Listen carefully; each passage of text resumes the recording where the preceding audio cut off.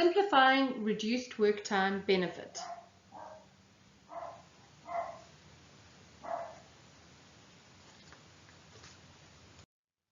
How does the UIF work? Every month when we earn, an insurance is paid over. It's paid as a percentage of wages. 1% is paid by the employer, 1% by the employee. We bank a day's credit for every 4 days worked. UIF offers financial assistance when we're unable to work. But benefit rules, timelines, and processes do apply. Each time you work, a contribution is made on your behalf by your employer of up to 1%, as well as a contribution made by yourself. This is to a maximum contribution value of R359.34 each month. The cycle is 4 years long, and that means as a contributor, you would be able to bank up to a maximum of 365 credit days in a 4-year cycle. Benefits are calculated and delivered as per the UI Act, and they include benefits for when you're unemployed, if you have periods of reduced work time or temporary layoff, if you're ill and unable to work and have run out of sick leave, or when you're on maternity. But only contributors who have credits available would be eligible to receive benefits. Application processes and assessments are made to ensure whether or not you qualify. Payments might be delayed depending on the lack of documentation and other capacitation challenges within the UI. Benefits are calculated as a percentage of your daily income. This varies depending on the level of earnings, from 38% at its minimum to 60% for those on the lowest earning scales. But there is also a difference between the first days that you claim for. The first 238 days out of your 365-day credits are paid on the sliding scale according to your earnings. The balance, so from credit day 239 to credit day 365, everyone is paid on a flat 20% credit value. How much does the UIF pay? Well, it's important to recognize that UIF does not replace your lost income. Rather, it's an insurance, and they pay a fixed amount per day that you require the benefit. The benefit value is determined as a percentage of your normal daily income, but that too is capped to a maximum of R581.31 per day. The normal daily income is assessed as an average over the previous 6 months you worked, and the UIF checks this against the declarations which are made to the UIF each month by your employer. The UIF uses a rather complex formula to determine how much daily benefit you qualify for, and whether you receive the maximum percentage per day or the 20% benefit cap depends on how many credit days you have claimed or have been paid out by the UIF to you in the 4-year cycle. The UIF calculates the number of days on the calendar and not according to your working week. This is important to remember. It also impacts how many days you were impacted during reduced work time and pays the benefit per day rate based on the number of days you were impacted and the number of credits you have available. So, the last 6 months of your earnings determines how much you might be eligible for as a contributor, and the previous 4 years will determine for how long you'd be able to claim, because that's how many credit days you would have built up or banked. This is the complex formula, and as you can see, it's rather complicated. This is as it is in the UI Act. What's important to remember is the UIF always works everything back to a daily rate, and they do that by taking your average salary, timesing it by 12 months, and then dividing by the 365 days in the year. This is just an illustration as a means of trying to explain why the percentages vary. So depending on how much you earn, that indicates how much percentage you might be eligible to receive. So for the lowest earners, those, for example, earning the minimum wage of 3,500 Rand per month, would be entitled to the biggest percentage of benefit, and that's at 60% of 3,500 Rand. For those who are higher earners, they are available to receive a maximum of 38%. And this is also further capped by saying that because we only pay contributions up to 17,712 Rand a month, we can only be eligible to claim 38% of 17,712 Rand per month, which means a maximum benefit payable by the UIF of 221 Rand and 28 cents per day. For those who earn between that, the figure varies, and that's where that complicated calculation comes in. As an example, someone who earns 9,000 Rand a month would be eligible for a maximum benefit a day of 126 Rand and 54 cents. So how does reduced work time benefit work? Well, the first thing to remember is that the UI Act determines whether you are eligible to receive benefits by looking at whether what you earned is bigger than the benefit amount and not whether you earned less than you normally would. So I've tried to use some simple numbers here to illustrate. Let's imagine that this is a worker who earns 22,500 Rand per month usually, and that he had periods of reduced work time spread around during the month, perhaps 1 day a week, maybe 2 days a week. In this period, he earned 5,000 Rand for work performed. What the UIF does is it looks at the difference between what the individual earned, remembering they work back to the daily, everyday benefit value, and they pay the difference between the two. So this man at 22,500 usually earns 739 Rand and 72 cents every day.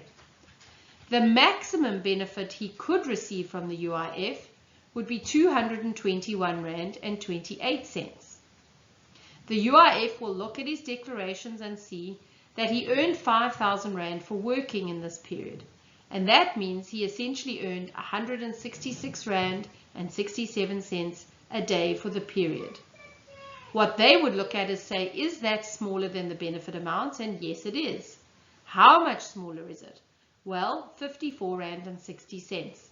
So they would determine that he is eligible to receive reduced work time benefits of 54 Rand and 60 cents per day.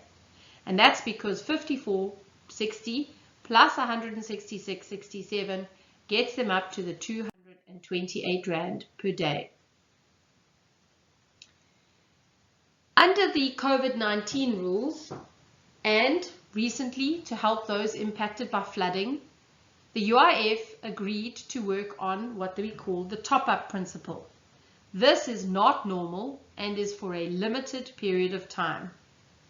This is where the UIF will look at, like they do with maternity benefits, whether someone has lost earnings and pay as much of their daily benefit as possible, so long as when we add the daily benefit to the money earned in the period, the two together are not more than the person would have received. So if we're using the same example of a gentleman who normally earns 22,500 Rand a month, but who had some work in the period up to 5,000 Rand a month, his maximum benefit is 221 Rand and 28 cents. If we add that to the 166 Rand and 67 cents he earned for working, it still brings him below his 739 Rand and 72 cents. And so, on the special benefit, while it's still available, the UIF would pay him his full benefit day of 221 Rand and 28 cents, because the two together are still less than he would have earned for working in that period. What happens if he was earning more? So let's take the same gentleman earning 22,500 Rand, and let's say that he had only a handful of intermittent days on reduced work time, and that he took home 18,000 Rands worth of earnings in the period. The UIF would calculate it just the same, but what they would calculate is that the 18,000 Rand divided into daily rate is equal to just under 600 Rand a day. Now, if they were to pay out the full 221 Rand plus this, it would take this man into a better financial position because he'd be taking home more than normal, and that's not allowed. So what they would do is they reduce the value of the benefit payable to basically fill the gap between what he did take home and what he normally takes home. So he would be receiving 147 Rand and 94 cents for every credit day that is paid out in the period. It is important to remember that the UIF works on days and not on rands and cents.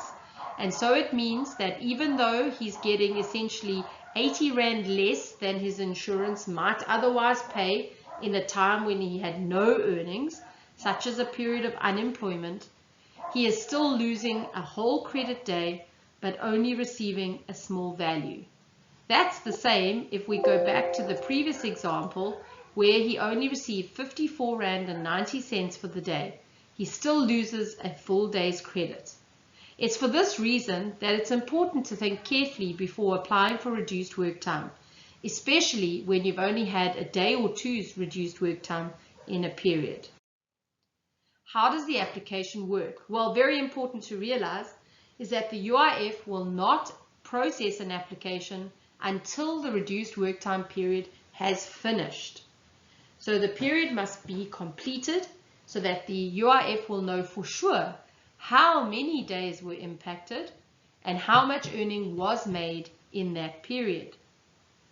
The application is for an individual, and so individuals would normally have to take with them all a range of documents including UR 2.7s, UR 2.8 and other documents to their local Department of Labour to make an application. However, the UIF has made a special dispensation which says that if there are many employees at the same employer who are impacted by reduced work time, that the employer can assist employees by collating the applications and making a single submission to the UIF office. The employer will assist employees to collate the information into the UIF special spreadsheet and will hand it over via email to the UIF official. However, it's important to remember that the UIF is still making an individual assessment per employee to determine whether the employee in the first instance is eligible to receive the reduced work time. So have they lost income according to the rules? Also, they will look at the individual's availability of credit. How much credit have they built up? And what are their earnings? And can they be paid out? They also will check banking details. It's important to understand that the UIF uses an automated verification system, and they need to work with certain kinds of banks. It's not impossible to get paid if you are with one of the other banks, for example, Time, or one of the smaller ones. You just would have to go do a manual application at your labour centre. The UIF can also only pay into your bank account. It cannot be a shared bank account, even a husband and wife. It must be a bank account that's only in your name, and the names must marry up between the application documentation and the banking documentation. The assessment process can take it can be done quickly, or it could take time, and that's outside of the control of you as the individual or the employer. It depends on how many applications the UIF is currently processing. At the time that the application is submitted, they should hopefully be able to give you an indication of how long they think it's going to take.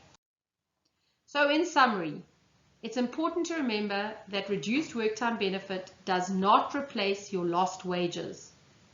Benefits are also dependent on your status as a contributor to the UI fund. They look at the number of credit days you've banked, as well as how many you've used in the past 4-year cycle. On that note, please remember that if you had TERS money paid, that is delinked from the UIF credits, and it will not impact any credits you'd previously built up. The value of the benefit is dependent on your earnings. how many days you were affected by reduced work time, and also whether you had any earnings in that period. Applications are individually made and assessed, and payment will be done directly to you as the beneficiary. If you earned any money in the period, this may impact the daily benefit value payable, but remember that whenever a credit is used, regardless of whether you get the full benefits in rands and cents or a reduced amount dependent and impacted by how much you earned, a full day's credit will be used. I hope that this video has helped to explain in more simple language how the UIF works, and in particular how UIF reduced time works. Good luck in your application.